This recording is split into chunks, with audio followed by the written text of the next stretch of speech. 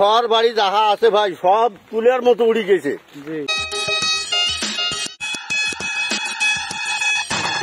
প্রিয় বন্ধুরা, আসসালামু আলাইকুম।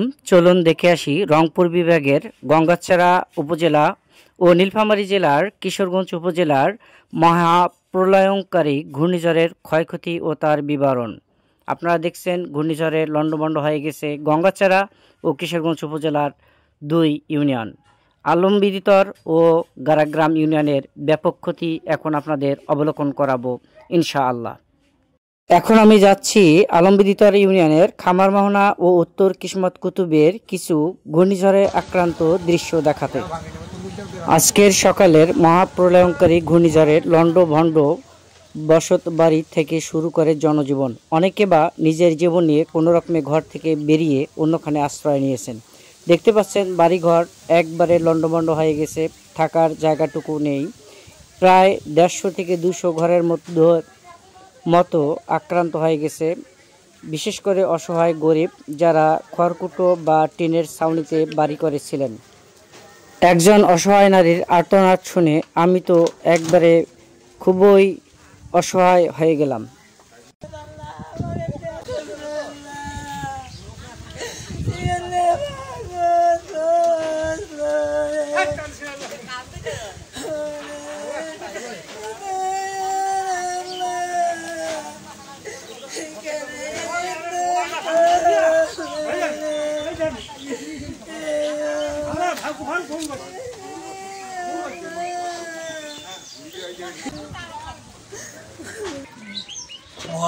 উড়ি নিয়ে হয়েছে তাও নেই।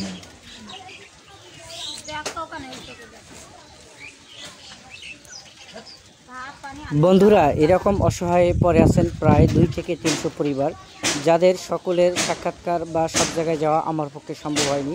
আপনারা দেখছেন এই যে ছোট ছোট ঘরগুলো ভেঙে পরে মুখ থুবড়ে আছে। রাত্রে থাকবে কিভাবে, সে শেষ সম্বল একজন মানুষের আবাসস্থল সেটিও পর্যন্ত ছিন্ন বিচ্ছিন্ন হয়ে গেছে এই মহা প্রলয়ঙ্কারী ঘূর্ণিঝড়ে। এই বৃদ্ধ চাষার কান্না দেখে আমি তো চোখের পানি ধরে রাখতে পারলাম না। হে আল্লাহ, তুমি হেফাজত করো। সমাজের বিত্তবান থেকে শুরু করে ঊর্ধ্ববর্তন কর্মকর্তা, সরকার, মানবিক ত্রাণ সহায়তা কর্মী থেকে শুরু করে আন্তর্জাতিক ফাউন্ডেশনের দৃষ্টি আকর্ষণ করা যাচ্ছে।